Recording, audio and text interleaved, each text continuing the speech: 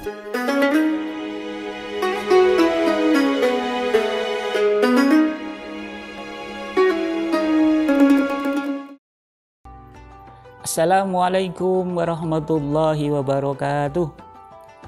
Bismillahirrahmanirrahim. Alhamdulillahi rabbil alamin.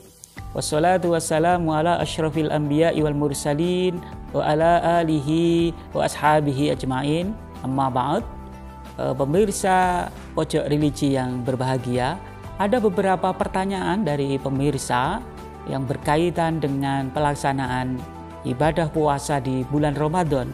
Yang pertama, ini pertanyaan yang berkaitan dengan bagaimana ibadah puasa yang kita lakukan ini punya peran penting di dalam membangun atau mendidik kedisiplinan diri kita. Puasa ini dilakukan sebulan penuh dalam bulan suci Ramadan. Dan puasa ini salah satu aspek penting adalah bagaimana kita ini melakukan sesuatu yang itu diwajibkan di dalam ibadah puasa dan menjauhi hal yang tidak boleh di dalam pelaksanaan ibadah puasa. Dan pelaksanaan itu dibatasi oleh rentang waktu yang tegas. Maka sebetulnya pelaksanaan ibadah puasa ini berkaitan dengan bagaimana kita sebagai umat Islam dididik, didisiplinkan oleh Allah di dalam pelaksanaan ibadah puasa ini. Pertama, ketika kita menjelang subuh, sudah masuk waktu subuh, hal apapun yang membatalkan puasa tidak boleh kita lakukan. Dan ketika maghrib tiba, kita diwajibkan untuk mensegerakan berbuka. Apa artinya? Ini berkaitan dengan kedisiplinan, berkaitan dengan waktu. Maka di dalam banyak ayat Al-Quran, Allah itu bersumpah dengan waktu. Ada wal asri, ada wal laili, ada wad duha, yang kesemuanya itu berkaitan dengan waktu.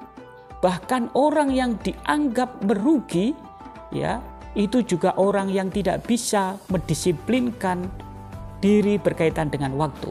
Di dalam surah Al-Asr itu wal asri innal insana lafi khusr. Ya, kita termasuk orang yang merugi ketika kita tidak bisa mendisiplinkan diri kita. Maka puasa ini adalah mekanisme kita bagaimana kita dididik untuk disiplin, tepat waktu. Itu yang pertama. Yang kedua, faktor kedisiplinan ini juga berkaitan dengan perencanaan yang baik. Kita sebagai umat Islam harus punya perencanaan terkait dengan segala sesuatu yang ingin kita kerjakan. Karena sebaik-baik persoalan itu yang direncanakan dengan baik. Husnul nizamil amal yatmanu nailal amal. Jadi perbuatan yang disusun dengan baik, yang direncanakan dengan matang, dia akan memperoleh apa yang akan diharapkan.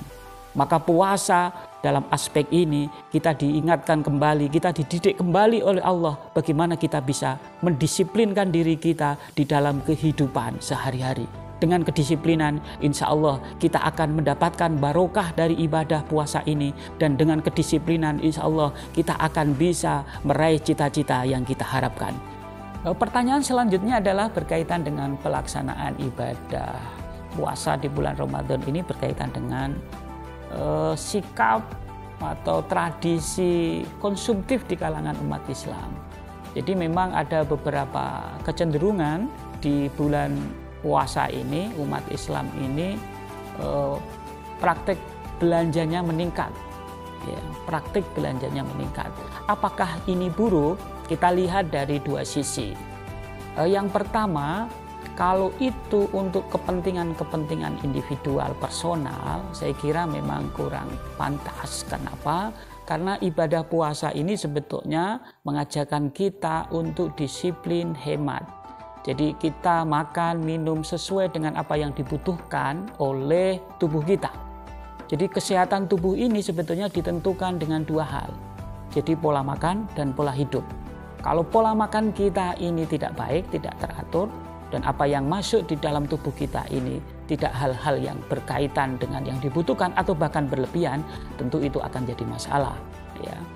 Yang kedua, kalau konsumtif itu berkaitan dengan sikap solidaritas sosial, artinya di bulan puasa ini proses praktik belanja kita naik, tetapi itu di dalam kerangka kita membantu orang lain, memberi makan fakir miskin, ikut membahagiakan orang yang tidak bisa bahagia di bulan suci Ramadan ini.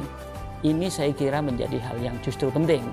Kenapa? Ada banyak penjelasan di dalam hadis, orang yang memberikan paket buka puasa itu pahalanya sebagaimana orang yang berpuasa. Secara spiritual hadis ini itu memberikan dorongan kepada kita bahwa dari aspek sosial, puasa ini sebetulnya menumbuhkan solidaritas sosial. Dan solidaritas sosial itu diantaranya adalah bagaimana kita bisa berbagi. Dan berbagi ini berkaitan dengan aspek-aspek yang diantaranya adalah aspek konsumsi. Dengan cara itu, maka konsumtif yang nomor 2 ini itu menjadi lebih baik, ya, dan justru punya nilai manfaat. Kenapa? Karena kita bisa berbagi kesenangan, kita bisa berbagi kebahagiaan, kita bisa menolong orang yang tidak bisa makan, kita bisa menolong orang yang lagi kesusahan di bulan suci Ramadan ini. Sehingga nanti kalau pelaksanaan ibadah puasa selesai, kita akan bisa merayakan Idul Fitri secara bersama-sama, kita bisa bahagia bersama-sama. Karena output dari puasa itu adalah bertakwa. Dan salah satu aspek ketakwaan itu adalah kita bisa berbagi kepada sesama, baik dalam kondisi lapang maupun sempit. Demikian, semoga ini bisa memberikan pencerahan bagi kita semua. Kita boleh berbelanja melebihi dari apa yang kita butuhkan sejauh itu untuk berdonasi kepada sesama dan memberikan kebahagiaan kepada sesama. Assalamualaikum warahmatullahi wabarakatuh. Stay istiqomah.